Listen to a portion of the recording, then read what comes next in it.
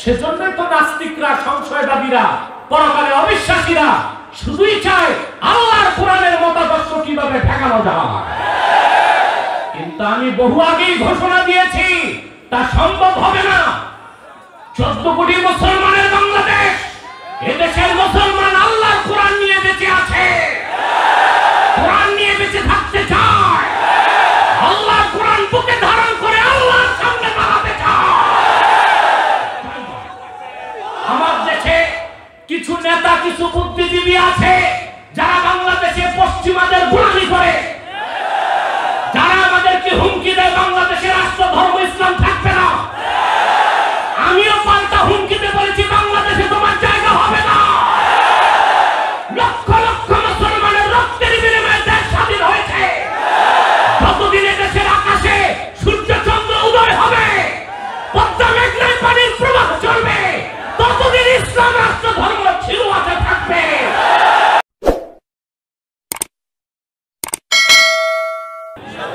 কারা কারা হাত তুলে আল্লাহ তাআলাকে ডাকা। আল্লাহ তাআলা কবুল করুন, আল্লাহ তাআলা মঞ্জুর করুন। বলুন আল্লাহুম্মা আমিন। জোরে বলেন আল্লাহুম্মা আমিন। ইহকালীন কল্যাণ, পরকালীন মুক্তি, এটার গ্যারান্টি দিতে পারে কে? আল কোরআন। আমাদের ইহকালও লাগবে, পরকালও। আল্লাহ কি বলেছেন শুধু আলেমরা, পীর সাহেব, মৌলবী, মোল্লারা মসজিদ আর খানকা নিয়ে থাকবে, মাদ্রাসায় থাকবে, বাকি দুনিয়াদারি আর ময়দান ছেড়ে দিবে বেঈমান, কাফের, মুশরিক, চরিত্রহীন, লম্পট, দুর্নীতিবাজদের হাতে? এটাই কি আল্লাহ বলছেন?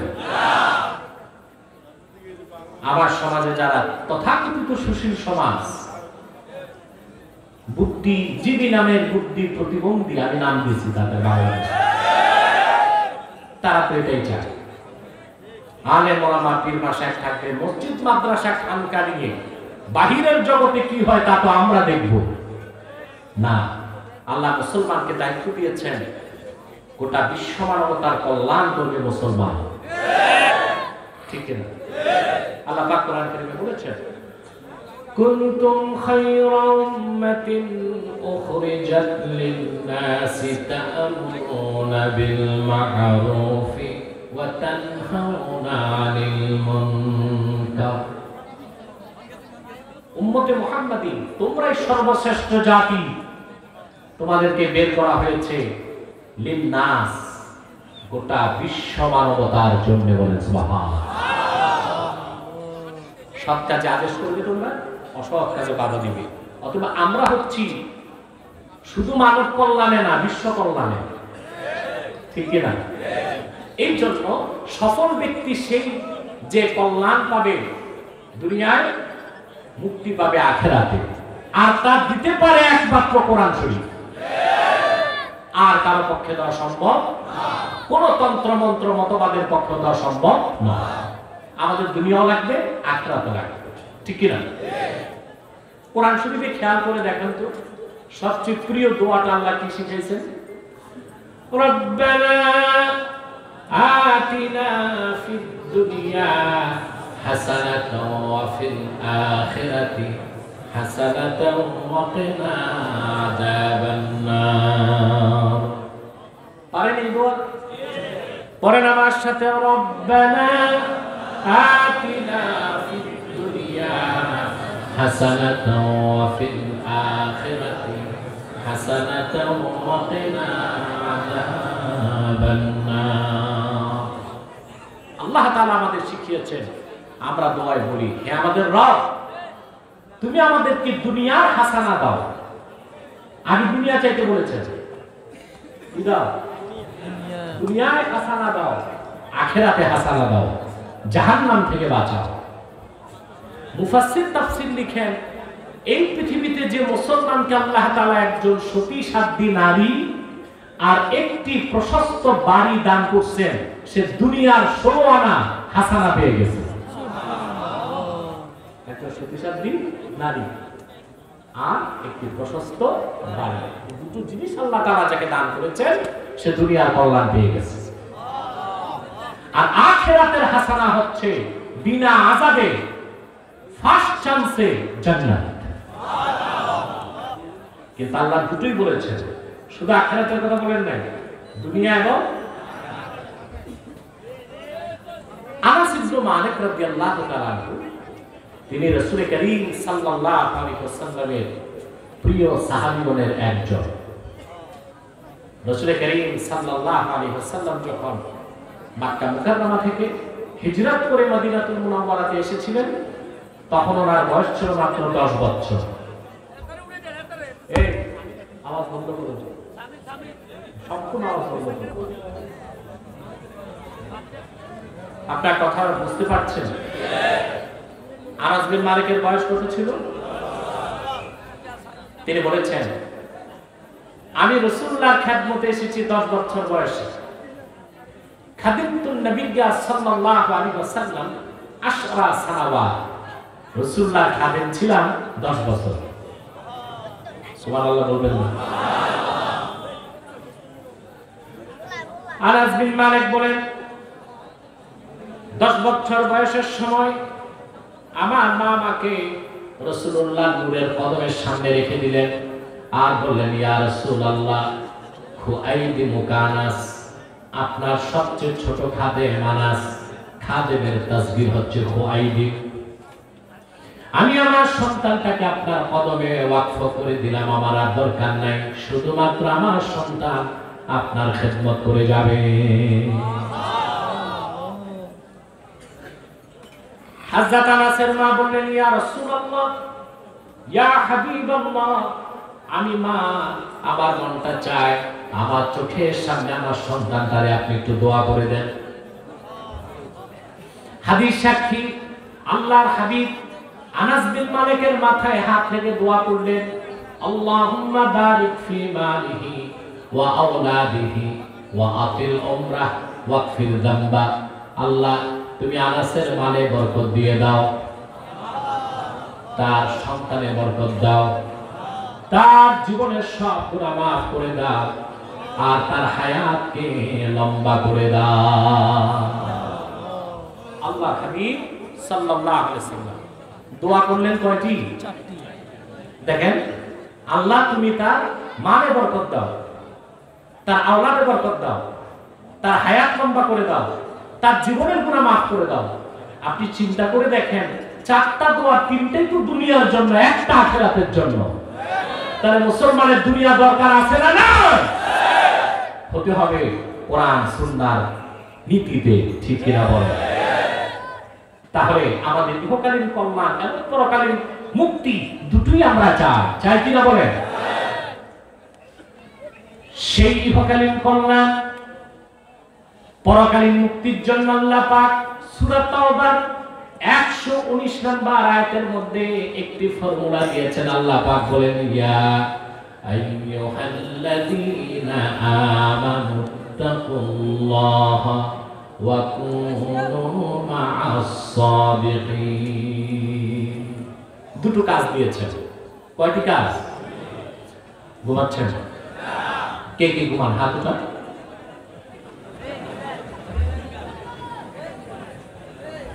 বৃহস্পতি, আল্লাহ কাজ দিয়েছেন কয়টি? হে মুমিনগণ, বিশ্বাসীগণ, তোমরা আল্লাহকে ভয় করো। প্রথম নির্দেশ, ওয়া কুনু মা'আস সাদিকিন, আর সত্যবাদীদের সঙ্গী হও। অর্থাৎ সত্যবাদীদের নেতা বানাও, আল্লাহকে ভয় করো। কয়টা হুকুম? ভয় করতে হবে কাকে? নেতা বানতে হবে সত্যবাদী। এই দুইটা কাজ করবেন, ইহকালে কল্যাণ পাবেন, পরকালে চোখ বন্ধ করে আল্লাহর জান্নাত পেয়ে যাবেন। আমি এই দুটো বিষয় খুব সংক্ষেপে ব্যাখ্যা করছি। তার প্রথমটি হচ্ছে আল্লাহর ভয়। যে আল্লাহর ভয়টা, এটা একজন মানুষের, মুমিনের সর্বশ্রেষ্ঠ সম্পদ হচ্ছে তাকওয়া, আল্লাহর ভয়। এটা যখন তার অন্তরে জেগে উঠে, সে লোকটি সমস্ত অপরাধকে ছেড়ে দেয়, সে হয়ে যায় পরকালমুখী। আমরা ইহকালে থাকবো, আমরাও দুনিয়াদারি করি, কাফের মুশরিকও দুনিয়াদারি করে। পার্থক্য কি? আমাদের দৈহিক যে এক্সিস্টেন্স, অস্তিত্বটা দুনিয়ায় থাকে, নজরটা আখিরাতে থাকে। আর কাফের মুশরিক অবিশ্বাসী সংশয়বাদী যারা, তারাও দুনিয়াদারি করে, কিন্তু তাদের দেহটাও দুনিয়ায়, নজরটাও দুনিয়ায়। তারা ইহজাগতিক। তারা কি? তাদের আরেক নাম হচ্ছে আপনার ম্যাটারিয়ালিস্ট, বস্তুবাদী, জড়বাদী, পরকাল অবিশ্বাসী। আর আমরা মুমিনগণ ইহকালে সবকিছু করি, বিত্ত বৈভব, চাকরি বাকরি, সহায় সম্পদ, অর্থনীতি, সমাজনীতি, রাষ্ট্রনীতি, শিক্ষানীতি, সংস্কৃতি, প্রত্যেকটা সেক্টরে আমাদের পার্টিসিপেট আছে, কিন্তু আমাদের নজর হচ্ছে আখিরাতে। আমরা আখিরাতে, আমরা কি? এই ইহকালীন কল্যাণ, পরকালীন মুক্তির জন্য সবচেয়ে বড় সম্পদ হচ্ছে মুমিনের তাকওয়া বা আল্লাহ তাআলার ভয়। বলে সুবহানাল্লাহ। আমার ভাইয়েরা, আল্লাহ রাব্বুল আলামিন আপন মুমিন বান্দাকে কোরআন কারীমে বিভিন্ন বিশেষণে বিশেষিত করেছেন। কোথাও মুমিনকে বলেছেন মুসলিমিন, কোথাও বলেছেন মুমিনিন, কোথাও বলেছেন সালেহিন, কোথাও বলেছেন কানিতিন, কোথাও বলেছেন মুহসিনিন, কোথাও বলেছেন মুখলিসিন। কিন্তু ৬৬৬৬ খানা আয়াতের মধ্যে আল্লাহ পাক কোরআন কারীমের প্রথমে মুমিনকে প্রথম যে বিশেষণে বিশেষিত করেছেন তা হলো হুদাল লিল মুত্তাকিন। মুমিনের প্রথম বিশেষণ আল্লাহ উল্লেখ করেছেন মুত্তাকি, অর্থাৎ মুমিনগণ সর্বাবস্থায় তাকওয়াকে হৃদয়ে ধারণ করে আর আল্লাহকে ভয় করে জীবন যাপন করে। ঠিক না বলে? এটা হচ্ছে মুমিন, বিলিভার বিশ্বাসী, আর আনবিলিভার অবিশ্বাসীর মধ্যে মৌলিক পার্থক্য। সেও দুনিয়াতে চাকরি বাকরি ব্যবসা করবে, কিন্তু মুমিনের নজর হচ্ছে আখিরাতে, আর কাফেরের নজর দুনিয়াতে। কথা বলে না? দুনিয়াতে। আর মুমিনের নজর আখিরাতে। তার প্রতিটি কাজকর্ম হয় পরকাল ভিত্তিক এবং পরকাল মুখী। বলে সুবহানাল্লাহ। আপনি চাকরি করেন, ব্যবসা করেন, রাজনীতি করবেন, লেনদেন করবেন, ব্যবসা বাণিজ্য করবেন, কোনো সমস্যা নাই, শর্ত আছে। আল্লাহ রাব্বুল আলামিন কোরআন কারীমে বলেন রিজালুল্লাহ। কেউ কথা বলবেন না। এই তুমি বাম পাশে ইয়াজুজ মাজুজ গুলো খেলাও। চল, স্টেজের পিছনে কথা হচ্ছে, বলাই স্টেজের পিছনে। আল্লাহ পাক কয়টা শর্ত দিয়েছেন? কয়েকটা শর্ত দিয়েছেন। আল্লাহ রাব্বুল আলামিন বলেন রিজালুন লা তুলহিহিম তিজারাতুন ওয়ালা বাইউন আন যিকরিল্লাহি ওয়া ইকামিস সালাতি ওয়া ইতাইজ যাকাতি ইয়াখাফুনা ইয়াওমান তাতাকাল্লাবু ফীহিল কুলুবু ওয়াল আবসার। আল্লাহ রাব্বুল আলামিন বলেন আমার হাবিব মুহাম্মদ সাল্লাল্লাহু আলাইহি সাল্লামের উম্মতগণের মধ্যে এমন কিছু মানুষ আছে, চাকরি বাকরি ব্যবসা বাণিজ্য তাদেরকে এক মুহূর্তের জন্য আল্লাহর জিকির থেকে গাফিল করতে পারে না। বিশেষ করে তারা নামাজের সময় নামাজ আদায় করে, যাকাতের সময় যাকাত দিয়ে দেয়, আর দুনিয়াতে যাই করুক, তারা ব্যবসা বাণিজ্য, রাজনীতি, সমাজ রাষ্ট্র যেখানেই থাকুক, যে অবস্থায় থাকুক, সেই দিনটাকে সর্বক্ষণ তারা স্মরণ করে, যেই দিন আল্লাহর ভয়তে মানুষের অন্তর আর দৃষ্টি কাঁপতে থাকবে।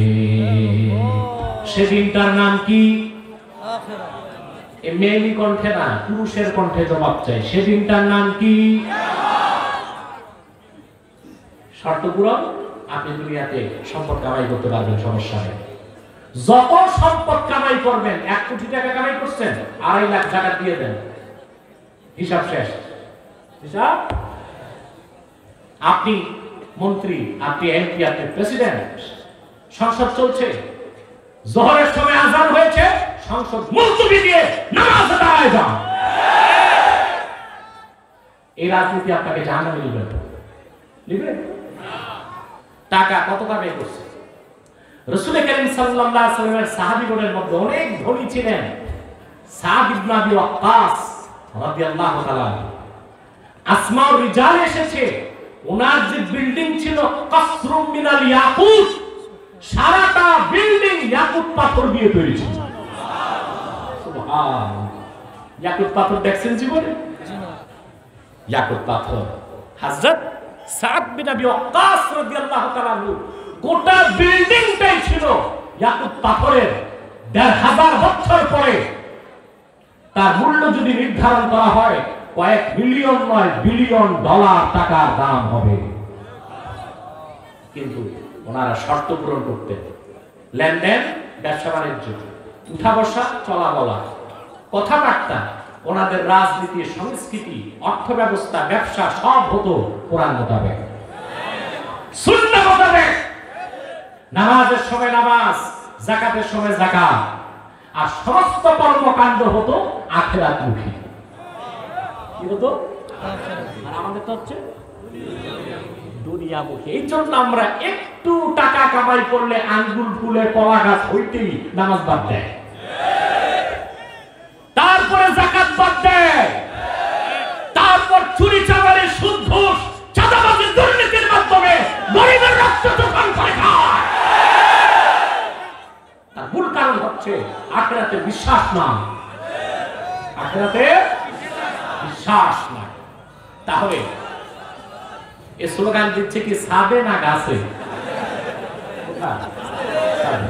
আমি তো দেখতে পাচ্ছি না মানুষ কোথায় কোথায় বসেছে। আমি গত সপ্তাহে গেলাম কুমিল্লায়, ওখানে মাঠে জায়গা না পেয়ে কিছু মানুষ গাছে বসেছে। প্রিয় সুধী, আপনারা দেখলাম ছাদে বসছেন, এটা তো মোটামুটি বসার একটা ভালোই জায়গা। তাহলে মুমিনের শ্রেষ্ঠ সম্পদ হচ্ছে তাকওয়া। এই তাকওয়াটাকে করে আখিরাতমুখী। আর তাকওয়া যখন থাকে না, আল্লাহর ভয় থাকে না, তখন ব্যক্তি হয় ইহজাগতিক। কি হয়? বস্তুবাদী, জড়বাদী, ভোগবাদী। ভোগবিলাস ভালো লাগে, ইসলাম আর ভালো লাগে না। ঠিক কিনা? কারণ তার ভোগবিলাস আর তার সমস্ত অন্যায় কাজে কোরআন তাকে বাধা দেয়। সেজন্যই তো নাস্তিকরা, সংশয়বাদীরা, পরকালে অবিশ্বাসীরা শুধুই চায় আল্লাহর কোরআনের মতাদর্শ কিভাবে ঠেকানো যায়। কিন্তু আমি বহু আগেই ঘোষণা দিয়েছি, তা সম্ভব হবে না। 14 কোটি মুসলমানের বাংলাদেশ, এদেশের মুসলমান আল্লাহর কোরআন নিয়ে বেঁচে আছে, কোরআন নিয়ে বেঁচে থাকতে চায়, আল্লাহর কোরআন বুকে ধারণ করে আল্লাহর সামনে দাঁড়াতে চায়।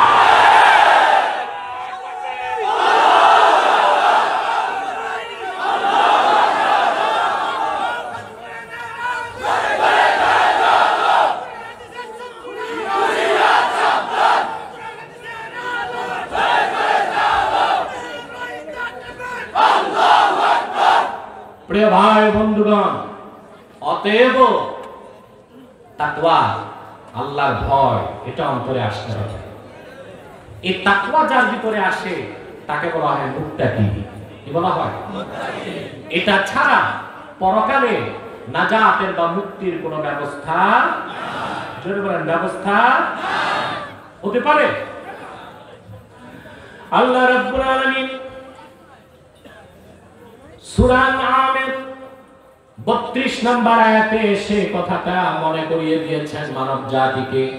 ওয়ামাল হায়াতুদ দুনিয়া ইল্লা লাইবু ওয়া লাহু ওয়ালাদ-দারুল আখিরাতু খায়রুল লিল্লাযীনা ইয়াত্তাকুন আফালা তা'কিলুন। ও পৃথিবীর মানুষ, এই দুনিয়াটা খেলতামশা। এটা কি? আসলে তো খেলতামশা, একেবারেই খেলতামশা। খেলতামশা, মরিচিকা ছাড়া কিচ্ছু নয়। তবে মনে রেখো, যারা আল্লাহকে ভয় পায় তাদের জন্য রয়েছে আখিরাত, উত্তম অবস্থান, উত্তম পুরস্কার। বলেন সুবহানাল্লাহ। যার ঈমান নাই, যার তাকওয়া নাই, যার পরকালের ভৌত বিশ্বাস নাই, পৃথিবীতে তার জীবন যাপন, তার চলাফেরা, তার উঠা বসা, তার সুখ শান্তি, এগুলোর কোনো মূল্য নাই। তার জীবনটা অনেকটা চতুষ্পদ জানোয়ারের মতো। আল্লাহ রাব্বুল আলামিন বলেন, ওয়ালাকাদ যারানা লিজাহান্নামা কাসীরাম মিনাল জিন্নি ওয়াল ইনসি লাহুম কুলুবুন লা ইয়াফকাহুনা বিহা ওয়া লাহুম আ'য়ুনুন লা ইউবসিরুনা বিহা ওয়া লাহুম আযানুন লা ইয়াসমাউনা বিহা উলাইকা কাল আন'আমি বাল হুম আযাল ওয়া উলাইকা হুমুল গাফিলুন। আল্লাহ রাব্বুল আলামিন বলেন, আমি অধিক সংখ্যক জিন আর মানুষকে তৈরি করেছি জাহান্নামের ইন্ধন হিসেবে। তারা কি রকম মানুষ এবং জিন, তাদের অন্তর আছে, সেই অন্তরে তারা মহাসত্যকে অনুধাবন করে না। তাদের কান আছে, সেই কানে তারা সত্যের বাণী শোনে না। তাদের চোখ আছে, সেই চোখে তারা সত্য পথ খুঁজে পায় না। আল্লাহ পাক বলেন, তারা হচ্ছে চতুষ্পদ জানোয়ার সদৃশ বা তার চেয়েও খারাপ। তারা হচ্ছে অমনোযোগী, গাফেল। ঠিক কিনা বলেন? পরকালে অবিশ্বাসী, আল্লাহর ভয় যার অন্তরে নাই, তাকওয়া নাই, তার দুনিয়াদারি। আর চতুষ্পদ জানোয়ার, শূকর, কুকুরের দুনিয়াতে থাকার মধ্যে খুব একটা পার্থক্য না। এই দুনিয়াটা খেলতামাশা, কিন্তু খেলতামাশার দুনিয়ায় যে ব্যক্তি আল্লাহকে ভয় করে তাকওয়া ভিত্তিক জীবন গঠন করবে, আখিরাতে সে রাজত্বের বিরাট রাজত্ব আল্লাহ তার হাতে তুলে দিবেন, পরম সুখ শান্তি ও নাজাতের ব্যবস্থা করে দিবেন। বলেন সুবহানাল্লাহ। তা আল্লাহর প্রথম নির্দেশ কি? ভয় করবেন কাকে? যেটা বলেন কাকে করবেন? আল্লাহকে ভয়। আমার ভাইয়েরা, ঈমান আনার পরে কোন মুমিন মুসলমান যত বেশি আল্লাহকে ভয় করবে, সে তত বড় আমার আল্লাহর ওলি হয়ে যাবে। তাকওয়া ছাড়া, পরহেজগারিতা ছাড়া আল্লাহর নৈকট্য পাবার দ্বিতীয় কোন ব্যবস্থা, যেটা বলেন ব্যবস্থা। আপনারা ওলি হতে চান? কথা বলে না। আমার দৃষ্টিতে আল্লাহর ওলি হওয়া সবচেয়ে সহজ। এর চেয়ে সহজ কোনো কাজ নাই। আর দুনিয়াতে যত কাজ আছে, মেম্বার হওয়া, চেয়ারম্যান হওয়া, উপজেলা চেয়ারম্যান, উপজেলা চেয়ারম্যান, তারপর যত উপরে, এগুলো সব ঝামেলার কাজ। ইউপি নির্বাচন হচ্ছে বাংলাদেশে, প্রতিদিন আমরা খুন খারাপের সংবাদ পাচ্ছি। ইউপি নির্বাচন, এটা কোনো নির্বাচনই না, খুব ছোটখাটো একটা পদ। এখানে মানুষ AK-47 নিয়ে দাঁড়াবার প্রস্তুতি নিচ্ছে। এই যদি হয় ইউপি নির্বাচনে AK-47 নিয়ে দাঁড়াতে হয়, তো সামনে সংসদ নির্বাচনে ট্যাঙ্ক আর কামানগুলো আমাদের আগেই ব্যবস্থা করতে হবে। এটা কেমন জনসেবা? মানুষ হত্যা করে জনসেবা, এটা কি জনসেবা হলো? এটা হলো পেট সেবা। এটা কি সেবা? প্রিয় ভাই বন্ধুগণ, আমার কথায় কষ্ট পাবেন না। আমি যা সত্য তাই বলে যাচ্ছি। গ্রহণ করা না করা ওটা আপনার বিষয়, ওটা আমার দায়িত্ব নয়। আমি দারোগা না যে আপনার ঘাড় চেপে আমার কথা শুনতে বাধ্য করবো। কথা বুঝতেছেন? ইউটিউব ব্যবসায়ীরা, তোমরা চুপচাপ বসো, আর আধাটা ঘন্টা সময় দেওয়া হবে, চুপচাপ বসে যাও। প্রিয় ভাই বন্ধুগণ, সবচেয়ে সহজ কি? আল্লাহর ওলি বললেন না? আমরা বলি বাংলাদেশ ওলি আল্লাহর বাংলাদেশ। ঠিক কি না? বাংলাদেশ ওলি আল্লাহর বাংলাদেশ, এটা আমরা বলি। আর বিদেশিরা আমাদের দেশ ঘুরে গেলে বলে নিয়ম কানুন ছাড়া দেশ, তাহার নাম বাংলাদেশ। এদেশে মানুষ নিয়ম মানে না। গভর্নমেন্ট আইন করে, নিয়ম করে, আইনকে দেশের মানুষ লঙ্ঘন করে। ঠিক কিনা? প্রকাশ্যে সিগারেট পান করা নিষেধ, দণ্ডনীয় অপরাধ। আপনি দেখবেন ঢাকাতে এই আইন প্রয়োগকারী সংস্থা পুলিশই 2 হাতে ভ্যানসন দুটা নিয়ে টানতেছে। ঠিক কিনা? কোথাও আমরা আইন কানুন, এই জন্য বিদেশিরা বলে নিয়ম কানুন ছাড়া দেশ, তাহার নাম এই মানসিকতা আমাদের পরিবর্তন করতে হবে। ঠিক কিনা? সত্যিকার উন্নয়নের জন্য এই মানসিকতার পরিবর্তন করে সুশৃঙ্খল জীবন যাপনের অভ্যাস আমাদের গড়ে তুলতে হবে। ওইটাও করতে হলে আল্লাহর কোরআনের কাছে ফিরে আসতে হবে, ঠিক না? ইসলামের চেয়ে বেশি শৃঙ্খলা কেউ শিখায় না। দেখেন না প্রতিদিন 5 ওয়াক্ত নামাজে কত শৃঙ্খলা, ঠিক না? নির্ধারিত সময়ে আযান, মসজিদে গেলেন, কাতারে সব দাঁড়ায় গেলেন, কতটা সুশৃঙ্খল অবস্থান। ইমাম সাহেবের আগে রুকুতে যাওয়ার কোনো ক্ষমতা আপনার নাই, ঠিক না? উনি সালাম ফিরাবার আগে বাইরে যে 2 কাপ চা খেয়ে আসবেন সুযোগ নাই। সুবহানাল্লাহ বলবেন না? তবে আমরা বাঙালিরা এত মূর্খ এবং অসভ্য হয়ে গেছি, আমরা মসজিদও বিশৃঙ্খলা করি। শুক্রবার জুমার দিন দেখা যায় প্রত্যেকে মাতব্বর হয়ে যায় মসজিদে। উনি 2টা কথা বলবেন, উনি 6টা কথা, উনি 8টা কথা। ইমাম সাহেব মনে করে কবি এখানে নিশ্চুপ, কথা না বলি। কথা বলতে গেলে ইমাম সাহেবের চাকরি থাকে কিনা তাতে যথেষ্ট সন্দেহ আছে, ঠিক না? প্রিয় ভাই বন্ধুগণ, কথা বুঝতেছেন? তাহলে যে কথা বলছিলাম, আল্লাহর ওলি হওয়া সহজ। এটা ওলি আল্লাহর বাংলাদেশ, এটা সত্য। আমরা ওলিদেরকে যতটুকু ভালোবাসি, নিজেরা ওলি হবার চেষ্টা করি না। ওলি হতে বংশ লাগে, জোরে বল, বংশ লাগে। মুমিন হিসেবে আদমের সন্তান প্রতিটি মানুষ মানুষ হিসেবে সমান।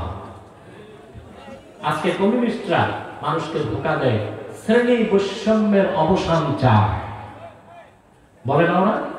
কেউ থাকিবে গাছতলা, কেউ থাকিবে 5 তলা, তা হবে না, তা হবে না, এটা স্লোগানই আছে। কিন্তু মজদুরের টাকা মেরে তারাই খাচ্ছে কমিউনিস্টরা, সাম্যবাদীরা। এই বিশ্ব মানবতার মুক্তির জন্য সাম্যের জয়গান মুসলমান ছাড়া কেউ গাইতে পারে না। সাম্যের কথা কোরআন বলেছে। তারপর মর্যাদাটা কোথায় দিল ইসলাম? আল্লাহ রাব্বুল আলামিন বলেন, ইয়া আইয়ুহান নাসুত্তাকু।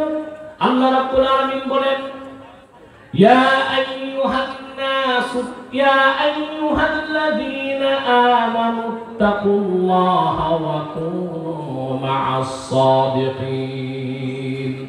আল্লাহকে ভয় করো, সত্যবাদীর অনুসারী হও। তাকওয়ার কারণে তোমার মর্যাদা বেড়ে যাবে বলে সুবহানাল্লাহ। আল্লাহ পাক বলেন, ইয়া আইয়ুহান নাসু ইন্না খালাকনাকুম মিন যাকারিন ওয়া উনসা ওয়া জাআলনাকুম শুউবান ওয়া ক্বাবাইলা লিতাআরাফু ইন্না আকরামাকুম ইনদাল্লাহি আতকাকুম।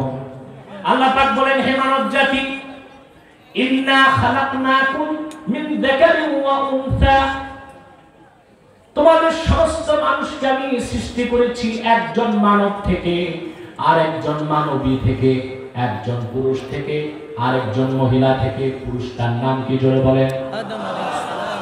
মহিলাটার নাম কি? হাওয়া না হাওয়া? হাওয়া না, হাওয়া তো বাতাস।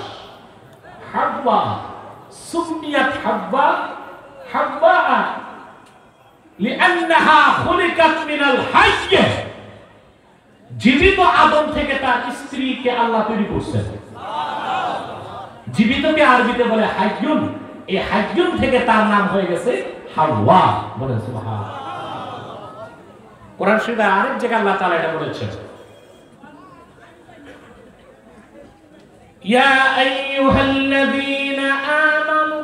আল্লাহ তাআলা বলেন, ইয়া আইয়ুহান্নাসু ইত্তাকু রাব্বাকুমুল্লাযী খালাকাকুম মিন নাফসিন ওয়াহিদা ওয়া খালাকা মিনহা যাওজাহা ওয়া বাথা মিনহুমা রিজালান কাসীরান ওয়া নিসা। এখানে বিজ্ঞানের বিরাট একটি তথ্য আল্লাহ বিশ্ববাসীকে দিয়েছে। আপনারা সবসময় মনে রাখবেন, বিজ্ঞান থেকে কোরআন অনেক উপরে।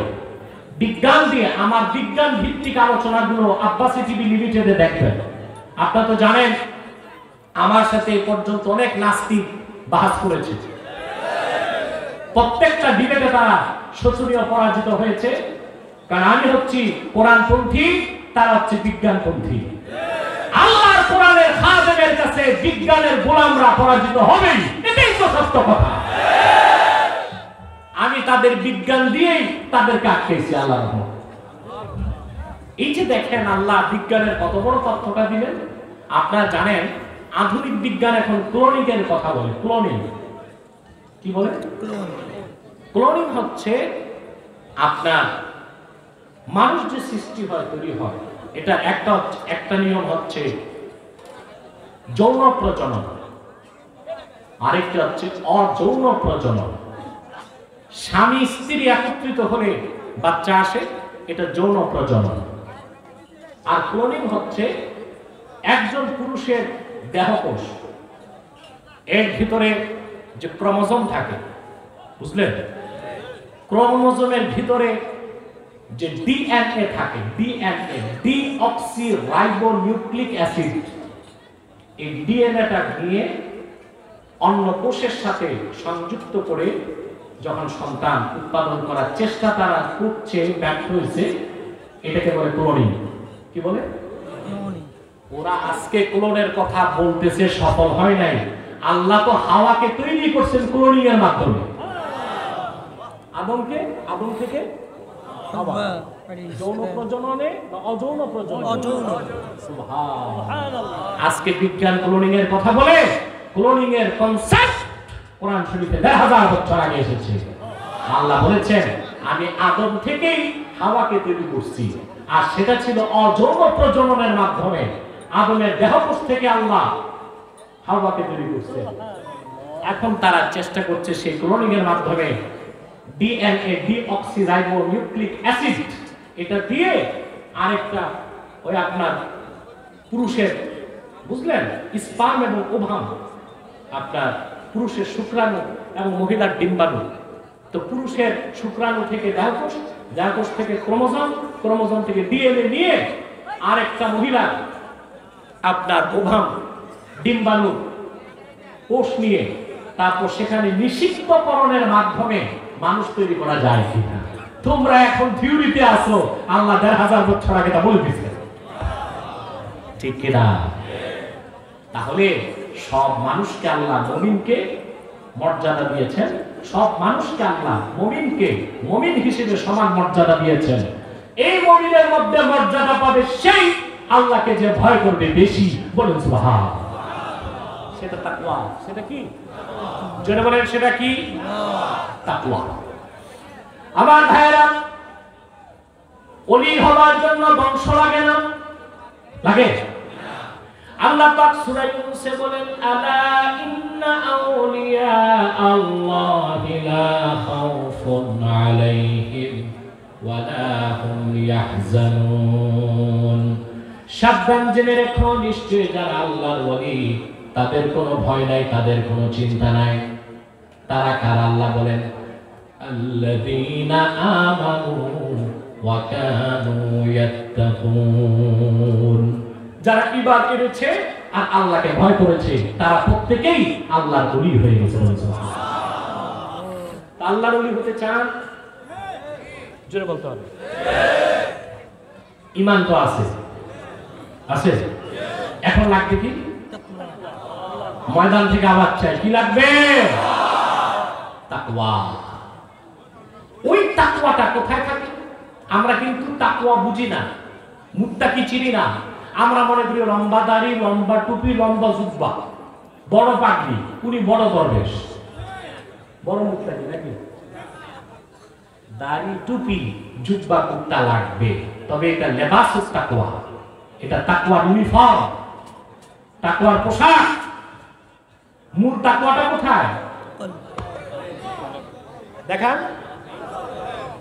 আচ্ছা বলেন তো ভাই, আগে চাকরি না আগে ড্রেস?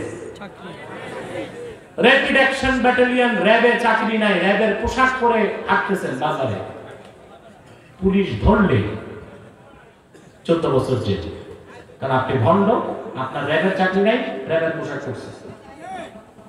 তো যে লোকটার ঈমান নাই, তাকওয়া নাই, আল্লাহর ভয় নাই, কিন্তু রবীন্দ্রনাথের মতো লম্বা দাড়ি আছে নাভি পর্যন্ত, পাগড়ি লাগায়, জুব্বা লাগায়, ওই লোকটা কি অলি কুতুব দরবেশ তো দূরে থাক, সে তো মুসলমানই হয় না, সে ভণ্ড। সে কি? আমার বাংলাদেশে এরকম ভণ্ড আছে না? নাই আছে? পীর আলীর নামে বাংলাদেশে ভণ্ডামি হচ্ছে। আমি দেখেছি বাংলাদেশে পীর আলীর নামে সবচেয়ে বেশি ভণ্ডামি বাংলাদেশে হচ্ছে।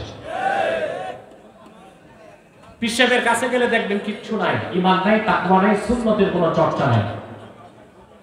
বুঝলেন? আগে পরে নাম আছে 53টা। আপনার উমদাতুল আরিফিন, জুদ্দাতুল কারিম, সাইয়্যিদুল মাসাকিন, হযরতুল হাজ, মাথায় বড় তাজ, ঠিক আছে? তারপর তার নাম, তারপর তার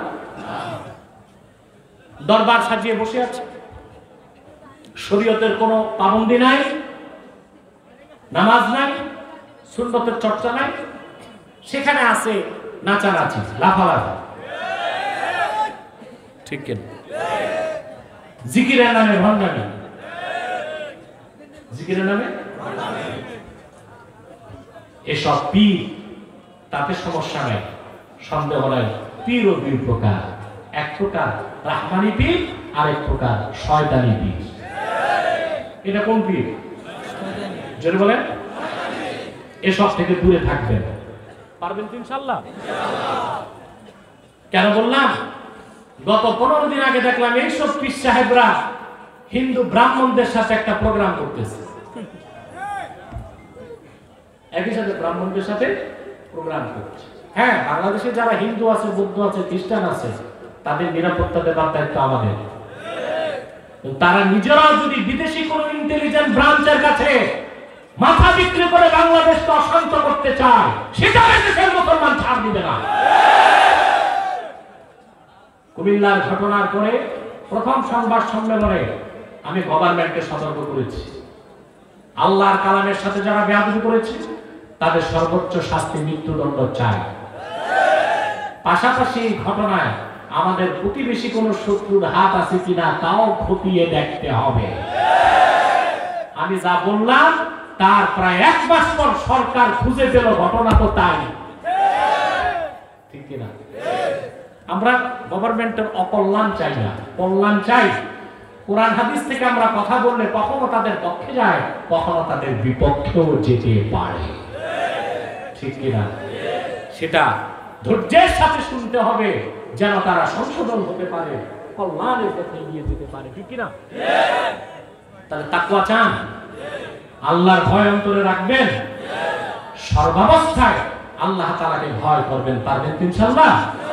আল্লাহর ভয় যখন অন্তরে থাকবে, আপনার দ্বারা সুদ, ঘুষ, নামাজ ছেড়ে দেওয়া, জেনা, ব্যভিচার এগুলো সম্ভব হবে না, নেশা, পানি এগুলো সম্ভব হবে না, দুর্নীতি, চাঁদাবাজি এগুলো সম্ভব হবে না। মাইকটা আওয়াজ কমে যাচ্ছে, ভিতরে আওয়াজটা বাড়বে, আর বাইরের কোনো মাইকের আওয়াজের প্রতিশব্দ আমার কানে আসে। প্রিয় ভাই বন্ধুগণ, তাকওয়া ভিত্তিক জীবন যাপনই আমাদের সুখ শান্তি দিতে পারে, কল্যাণ দিতে পারে, ঠিক কিনা? সে তাকওয়া অনুসরণ করতে হবে ব্যক্তি জীবনে, অনুসরণ করতে হবে সমাজ জীবনে, অনুসরণ করতে হবে রাষ্ট্রীয় জীবনে, ঠিক কিনা? আপনি দেখুন, আমাদের দেশে এখন সবচেয়ে বড় সামাজিক ক্রাইসিস হচ্ছে নেশা। যুবকরা ধ্বংস হয়ে যাচ্ছে, ড্রাগ অ্যাডিক্টেড হচ্ছে কিনা? যে ঘরে একজন সন্তান নেশায় আক্রান্ত, ওই পরিবারটিকে ধ্বংস করতে দ্বিতীয় আর বোমার প্রয়োজন নাই, ওই ফ্যামিলিটা ডেস্ট্রয় হয়ে যাবে, ধ্বংস হয়ে যাবে, ঠিক কিনা? স্কুল কলেজের ছাত্ররা আজকে বেশি নেশায় আসক্ত হচ্ছে। আলহামদুলিল্লাহ, আমার জানা মতে মাদ্রাসার কোন ছাত্র নেশা করেছে আমি শুনি নাই, নেশাখোর মাদ্রাসার ছাত্র আমি শুনি নাই। যদি আপনাদের কাছে তথ্য থাকে, সেই বিরল তথ্য আমাকে জানাবেন। মাদ্রাসার ছাত্র নেশা, সন্ত্রাস, প্রশাসন হিমশিম খাচ্ছে, কিশোর গ্যাং কন্ট্রোল করতে পারে না, ঢাকাতে কিশোর গ্যাং বেড়ে গেছে, এদের বয়স হচ্ছে 12 থেকে 18। 12 থেকে মাদ্রাসার 10টা ছাত্র কিশোর গ্যাংয়ে পাওয়া গেল না কেন? অথচ আমার দেশে এক বিচারপতি সাবেক, ওটা এক্সপায়ার ডেট গেছে, সে বলেছে মাদ্রাসা হচ্ছে সন্ত্রাসের আতুর ঘর। মাদ্রাসা সন্ত্রাসের আতুর ঘর নয়। তার পাল্টা জবাবে বলবো তোমাদের বিশ্ববিদ্যালয় হচ্ছে সন্ত্রাসের ফ্যাক্টরি। টিএসসির মোড়ে গেলেই দেখা যায় কোন সতী সাধ্বী মেয়ে তার চরিত্র সম্ভ্রম নিয়ে পার হতে পারে না। সেখানে তোমাদের বিশ্ববিদ্যালয়ে পড়ুয়া ছাত্ররা ভিক্ষুকের খাওয়া থেকে পয়সা কেড়ে নেয়। বিশ্ববিদ্যালয় সন্ত্রাসী প্রোডাকশন করে, মাদ্রাসা প্রোডাকশন করে না। মাদ্রাসা বাংলাদেশের শ্রেষ্ঠ সন্তানগুলোকে উপহার দিচ্ছে।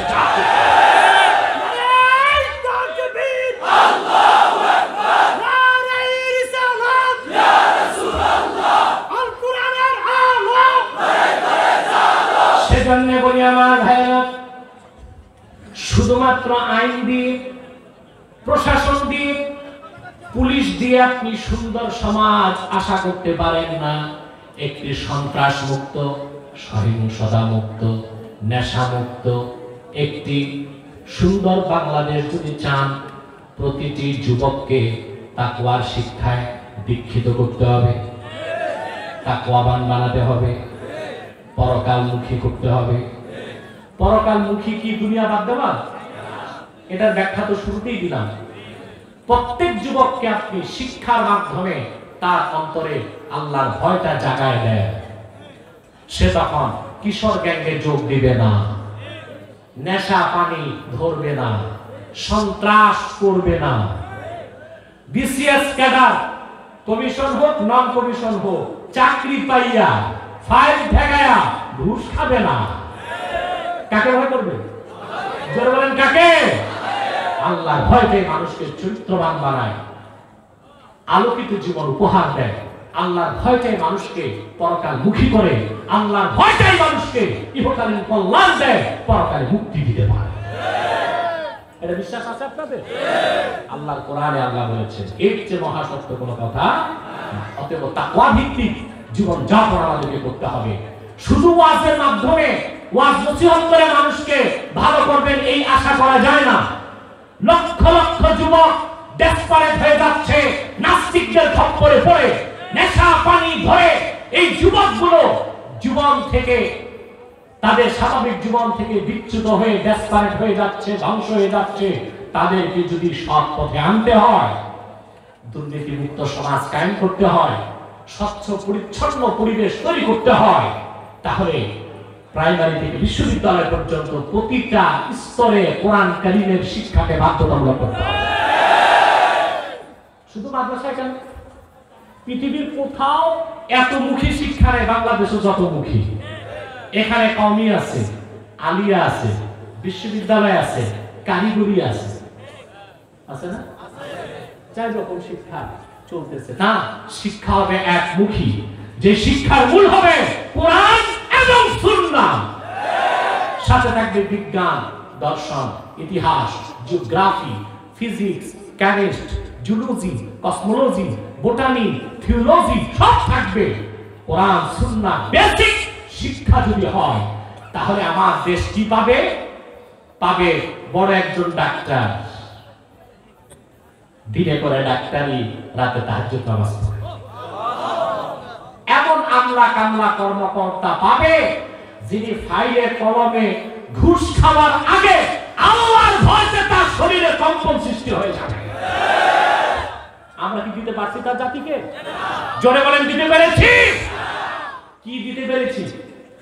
আমার একটা বক্তব্যকে ধার করে বাংলাদেশের এক সিনিয়র সাংবাদিক প্রধানমন্ত্রীকে প্রশ্ন করছে। আমি প্রশ্ন করেছিলাম এদেশের বুদ্ধিজীবীদেরকে, 1921 সালে ঢাকা বিশ্ববিদ্যালয় প্রতিষ্ঠিত হয়েছে, আর এখন 2021 সাল। 100 বছরে ঢাকা বিশ্ববিদ্যালয় বাংলাদেশকে আন্তর্জাতিক মানের একজন দার্শনিক, একজন প্রফেসর, একজন রাষ্ট্রবিজ্ঞানী, একজন সমাজবিজ্ঞানী উপহার দিতে পারে না। কেন পারে না? যারাই উচ্চ শিক্ষিত হচ্ছে তাদের ক্যামব্রিজ যেতে হবে, অক্সফোর্ড যেতে হবে, ঠিক কিনা? সাংবাদিক, নাম বলবো না, এই সাংবাদিক একবার আমার সাথে বিতর্কে এসেছিল, আলহামদুলিল্লাহ সে মেনে নিয়েছে। তিনি আবার প্রধানমন্ত্রীকে প্রশ্ন করেছেন, এই প্রশ্নটা আমারও, কেন দিতে পারলাম না? ভালো মানুষগুলো তৈরি হচ্ছে না কেন? আমাদের শিক্ষা ব্যবস্থা বহুমুখী, আমাদের শিক্ষা ব্যবস্থা হবে একমুখী। শিক্ষার মূল হবে কোরআন এবং সুন্নাহ, সাথে থাকবে বিজ্ঞান, অর্থনীতি, দর্শন, সমাজ, আপনার বোটানি, মহাকাশ বিজ্ঞান, জ্যোতির্বিজ্ঞান, চিকিৎসা বিজ্ঞান, সব থাকবে। কোরআন হাদিস ছাড়াও যে বিজ্ঞান দর্শন আছে ওইটার জন্ম আমরা মুসলমানই দিয়েছি। মেডিকেল সায়েন্সের জনক কে? আবুল কাসেম জাহরাউই রাহমাতুল্লাহ। 30 খণ্ডে চিকিৎসা বিজ্ঞানের উপর কিতাব লিখে গেছে আজ থেকে 900 বছর আগে।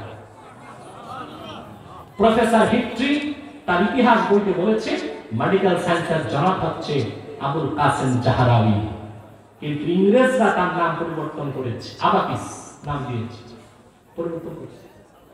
আপনি যে প্লেন, হেলিকপ্টার, রকেট, স্পেস যান, এগুলোর জনক হচ্ছে আব্বাস বিন ফিরনাস, তার বাড়ি ছিল স্পেন। তিনিও 900 বছর আগে তার যন্ত্র আবিষ্কার করে স্পেনের সূর্য পর্বতের শৃঙ্গ থেকে গ্ল্যান্ডিং এর মাধ্যমে আকাশে ভেসেছেন। তার 600 বছর পর লিওনার্দো দা ভিঞ্চি প্লেনের নকশা করেছে। আজ থেকে 400 বছর আগে তুরস্কের তুর্কি বিজ্ঞানী ওসমানী খেলাফতের সময় নিজস্ব রকেটে 3 কিলোমিটার পর্যন্ত আকাশে উঠেছে, তারপর প্যারাশুটে নেমে এসেছে। ফসফরাস প্রণালী তারা পার হয়েছে গ্ল্যান্ডিং এর মাধ্যমে। এই সব কিছু, যত বিজ্ঞানের শাখা প্রশাখা, সব আবিষ্কার আমরাই করেছি। আমরা বাবা, তোমরা সন্তান। পশ্চিমারা যা কিছু শিখছো কোরআনপন্থীদের কাছ থেকে শিখেছো। তোমরা বিজ্ঞান ও সভ্যতা মুসলমান যা দিয়েছে, কিয়ামত পর্যন্ত পশ্চিমারা আমাদের পা চুম্বন করলেও ঋণ শোধ করতে পারবে না তোমরা। অতএব আমাদের শিক্ষা ব্যবস্থার প্রতিটা স্তরে আল্লাহর কোরআনের শিক্ষাকে বাধ্যতামূলক করলেই আমাদের মধ্যে আর দ্বন্দ্ব থাকবে না। যিনি আমরা, তিনি ইমাম সাহেব হতে পারবেন, কিন্তু পারবেন জোরে বলে ইমাম সাহেব হতে পারবেন। মন্ত্রী যিনি ক্যাবিনেটে সভাপতিত্ব করবে, তিনি বড় মসজিদে খুতবা দিবে। কি দিবে? খুতবা দিবে। এখন যারা নেতা হয়, আমলা হয়, কামলা হয়, ওনারা তো নিজেও জানে না যোহর নামাজ মোট কয় রাকাত, ওযুর ফরজ কয়টা, গোসল কেন ফরজ হয় খবরই নেই। ব্যতিক্রম কিছু আছে, তাজুল ইসলাম সাহেব একটু জ্ঞান বুদ্ধি রাখতে, ইসলাম সম্পর্কে নলেজ আছে ওনার। আমি আগে আমার বাবার কাছে উনি আসতেন দোয়ার জন্য মনোরগঞ্জে, দেখতাম ইসলামে অনেক নলেজ আছে, কিন্তু সংখ্যায় খুব কম বাংলাদেশ, ঠিক না? সংখ্যায় কম না? তা আমরা যদি তাকওয়া ভিত্তিক শিক্ষায় শিক্ষিত হতাম, যিনি বিচারালয়ে জাস্টিস হিসেবে বিচার করতেন, তিনি আবার আযান দিলে জুমার নামাজে ইমামতি করতেন। করতেন কিনা? পারতেন কিনা? হসপিটালগুলোতে ডাক্তাররা নামাজ পড়বে, পড়াতে পারে না, ইমাম সাহেব একজন নিযুক্ত করতে হয়। কিন্তু যদি কোরআন সুন্নাহ বেসিক শিক্ষায় শিক্ষিত হতো, তিনি ডাক্তারি করতেন, আযান দিলে নামাজও পড়াতেন, ঠিক কিনা? অতএব তাকওয়া গ্রহণ করতে হবে ব্যক্তি জীবন, সমাজ জীবন, রাষ্ট্র জীবনে। সব সমস্যা সমাধান হয়ে যাবে, এটা আল্লাহর কোরআন গ্যারান্টি দিয়েছে। আমরা এটা পারবো? চেষ্টা তো করবো। সফলতা কে দিবেন? আল্লাহ। আস-সা'য়ু মিন্না ওয়াল ইতমামু মিনাল্লাহ। চেষ্টা আমাদের, প্রচেষ্টা, সফলতা কে দিবে? আল্লাহ। ইহকালীন কল্যাণ, পরকালীন মুক্তির জন্য আল্লাহ কয়টা ফর্মুলা দিয়েছেন? কয়টা নির্দেশ? একটা শেষ, দ্বিতীয়টা ওয়াকুনু মা'আস সাদিকিন, সত্যবাদীদের সঙ্গী হও। সুবহানাল্লাহ। অর্থাৎ নেতা বানাতে হবে কাকে? সত্যবাদীকে। জোরে বলেন, সত্যবাদী। ওয়াকুনু মা'আস সাদিকিন, সত্যবাদীদের সঙ্গী হও। এই সত্যবাদী কোন সত্যবাদী? প্রশ্ন আসে না? দেখেন আমাদের একটা বিভ্রান্তি যখন আমাদের দেশের লোকজন ভালো ভালো মুসলমান বলে লোকটা হিন্দু হলে কি হবে, ভদ্রলোক খুব সত্য কথা বলে। আরে বাবা, লোকটা মহাসত্যকে গ্রহণ করে নাই, এই দুই ঠোঁটের সত্য কথায় কি হবে? আমরা তো সত্যবাদী চিনি। আমার দেশের লোক ইউরোপ আমেরিকায় চাকরি করে আসে, দেশে আসতে শুধু গপ গায়, ইউরোপে কি দেখেছে, আমেরিকায় কি দেখেছে, মানুষগুলো কত ভালো, তারা চরিত্রবান, তারা সভ্য, তারা ভদ্র। আর আমার দৃষ্টিতে তারা হচ্ছে বিশ্ব মানবতার সাথে প্রহসন করে পশ্চিমারা।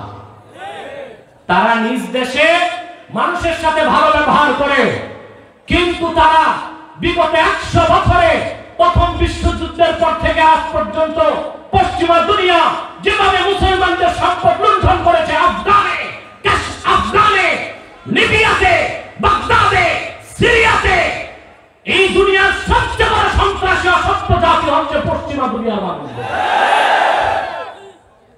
আমার দেশে আমেরিকা কানাডা থেকে ঘুরে এসে খালি গপ গায়, ওদের মতো মানুষ হয় না। ওরা খুব ভালো মানুষ। ওদের চেয়ে মানবতার সাথে প্রহসনকারী, বিশ্ব মানবতা পিঠে ছুরি মেরেছে তারা পশ্চিমা দুনিয়া। আমরা তাদের আদর্শ অনুসরণ করতে চাই না। আমার দেশে কিছু নেতা, কিছু বুদ্ধিজীবী আছে যারা বাংলাদেশে পশ্চিমাদের গোলামি করে, যারা আমাদেরকে হুমকি দেয় বাংলাদেশের রাষ্ট্র ধর্ম ইসলাম থাকবে না। আমিও পাল্টা হুমকিতে বলেছি বাংলাদেশে তোমার জায়গা হবে না। লক্ষ লক্ষ মুসলমানের রক্তের বিনিময়ে দেশ স্বাধীন হয়েছে। যতদিন দেশের আকাশে সূর্য চন্দ্র উদয় হবে, পদ্মা মেঘনায় পানির প্রবাহ চলবে, ততদিন ইসলাম রাষ্ট্র ধর্ম ছিল আছে থাকবে।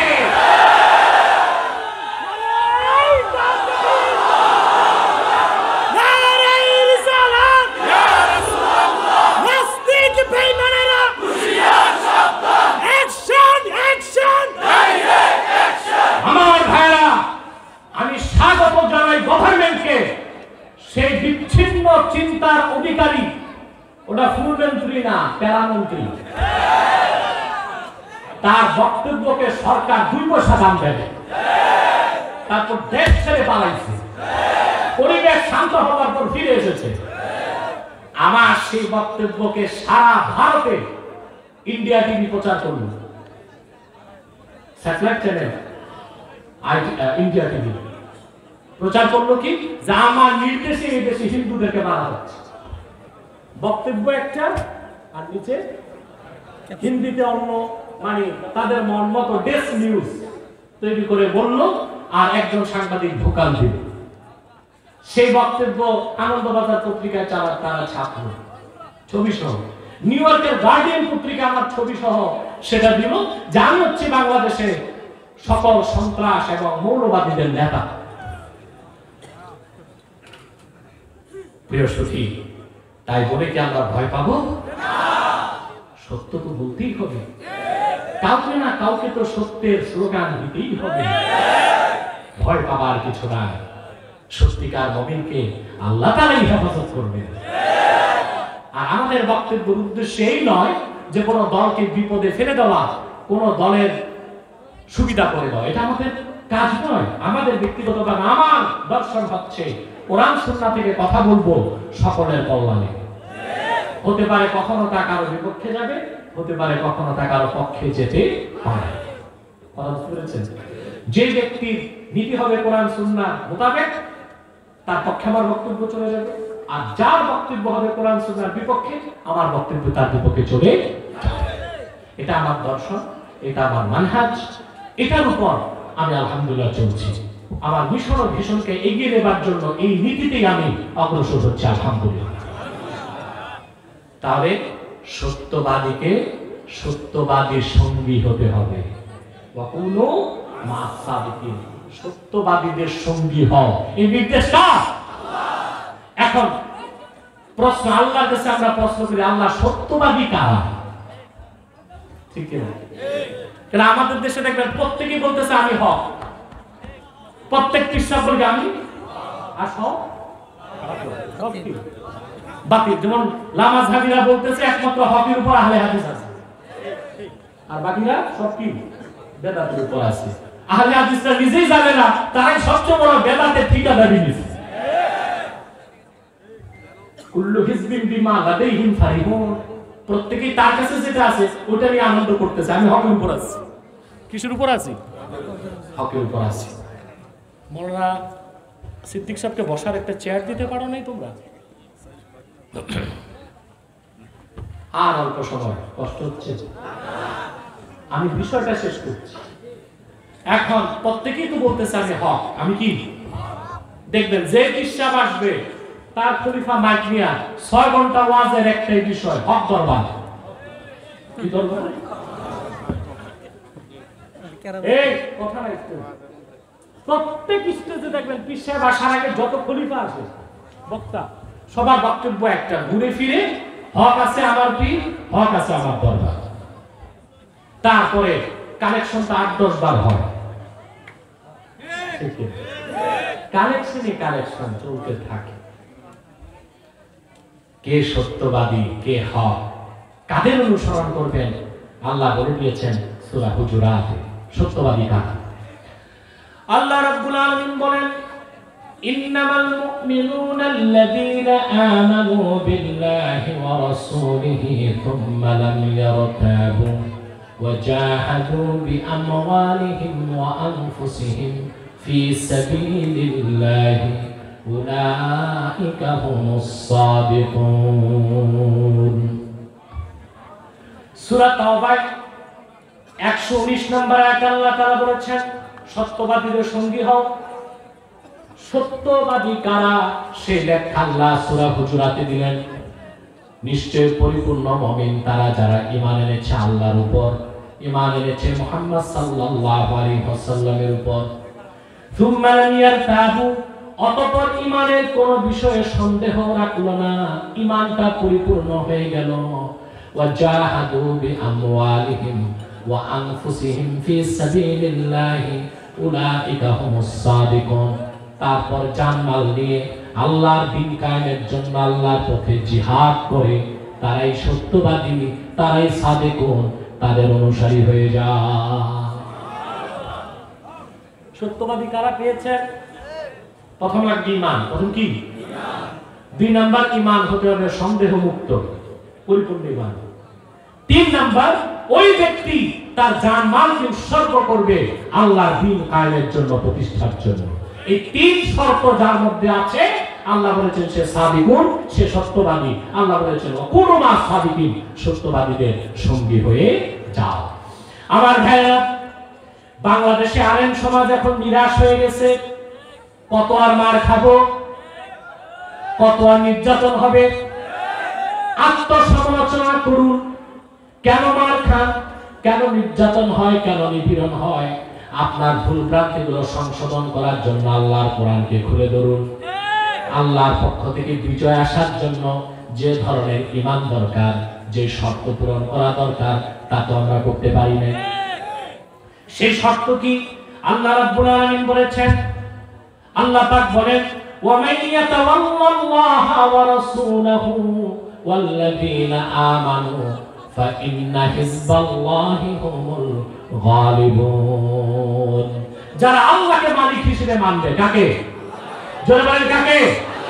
আর নূর নবী মুহাম্মদ সাল্লাল্লাহু আলাইহি সাল্লামের উম্মত হবে, খাঁটি উম্মত হবে। 3 মুমিনকে নেতা মানবে, নেতৃত্ব দিবে মুমিনরা। আল্লাহ বলেন ফাইন্না হিজবাল্লাহি হুমুল গালিবুন, তারাই আল্লাহর দল, আর আল্লাহর দল বিজয়ী হবেই হবে হবে। তাদের বিজয়কে ঠেকাবার ক্ষমতা পৃথিবীর কোন শক্তির নাই। 20 শতাব্দীতে তার প্রমাণ মধ্য এশিয়াতে আমরা দেখতে পেয়েছি। সারা দুনিয়ার পরাশক্তি আল্লাহর দলের সৈনিকদের পরাজিত করতে পারে না। মধ্য এশিয়ার মাটিতে আল্লাহর কালেমার ঝান্ডাকে তারা রাষ্ট্রীয়ভাবে উত্তীর্ণ করতে পেরেছে। ঠিক কিনা বলে? আমরা পারি না। আমাদের মধ্যে সমস্যা আছে। ঈমানটা ঠিক করি নাই, নেতা ঠিক ধরি নাই, জীবনের সকল নীতি কোরআন সুন্নাহ থেকে নেই নাই।